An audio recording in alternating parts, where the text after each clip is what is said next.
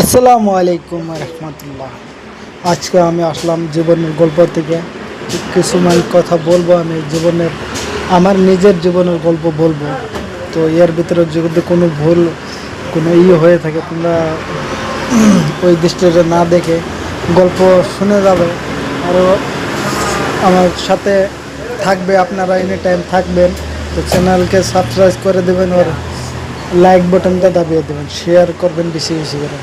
আমি জানি আমি ছোটো মোটো ইউটিউবার, তো আজকে ফার্স্ট টাইম আমি জীবনের গল্প বলবো।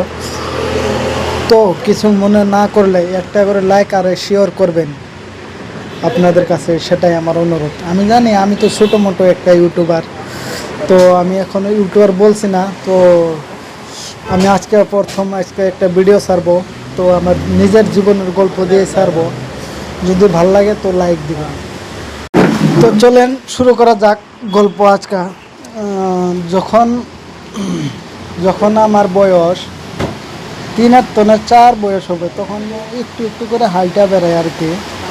তখন আমি বহুতই ছোট। তখন আমার ফ্যামিলি বহুতই মধ্যবিত্ত ফ্যামিলি। তো তখন আমার মা বেলেগের ঘরে কাজ করে, যেটুকু পায় সেটুকু নিয়ে আসে আমাদেরকে, মানে সারাদিন কাজ করে যেটুকু চাউল পায় সেটুকু নিয়ে আসে আনতে পারে খাওয়াই আর কি। তো আমার বাবাও ছিল, মানে তখন আমার বাবাও বেঁচে ছিল। তখন আমার বাবাও কাজ করতো, কিন্তু অতটা কাজ ছিল না তখনকার টাইমে। তখন আজকে 25-26 বছর আগের কাহিনী বলতেছি আর কি আমি। তখন তো আমার একটা দিদি ছিল। দিদিটা ধান খেতে যায়, আগে যে ইন্দুর গাতে যে ধান নিয়ে গেতে ইন্দুরে। তো ওগুলা আমার দিদি কী করতো, কোদাল নিয়ে যায় আর কি, খুঁজা খুঁজা বাইর করতো ধানগুলা। তখন আমি ওর সাথে গেছিলাম। তো আমরা 2 বোন ওরা আমি গেছিলাম। তখন আমি বহুত ছোট, তখন বুঝি না আর কি, শুনছি। তখন আমাকে বলতেছিল আমার দিদি যে তুমি কোদালের সামনের থেকে সরে খারো, তুমি কোদালের সামনের থেকে সরে খারো, তোমার মাথায় লাগলে তোমার মাথা কাটে যাবে। তো তখন বলে আমি বলে না সরে, আরও বলে আগে আগে, তার মানে জেগে জেগে দেখছিলাম, তার মানে আসলে তো কী খুঁজতেছে। তখন তো আমি অতটুকু বুঝি না। তখন ওই দেখতে আমার মাথাতে কূপ মারে, যখন কূপটা মারে তখন বলে আমার মাথার সামনে আসে যায়, তখন আমার মাথাটা কেটে যায়। ভালো একটু কেটে যায়, মানে কোদালের আঘাতে কেটে যায়, কোদাল পরে কেটে যায়। তখন আমার 3 নম্বর বোনটা কূপ দিয়ে কেটে দিল। তখন আমার বোন, ছোট বোনটা, 4 নম্বর বোনটা বললো তুমি যে ভাইয়াকে কেটে দিলে, এখন আমি দাঁড়াও, আমি মাকে ডেকে নিয়ে আসছি।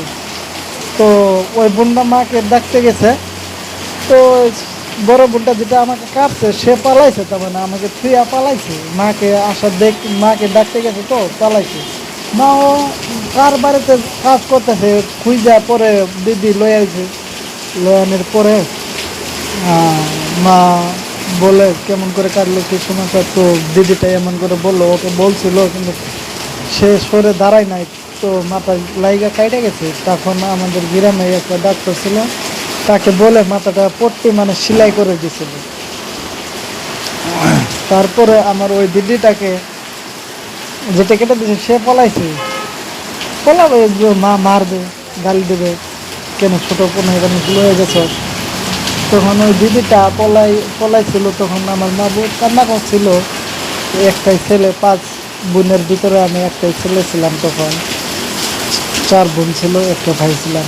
তখন তারপরে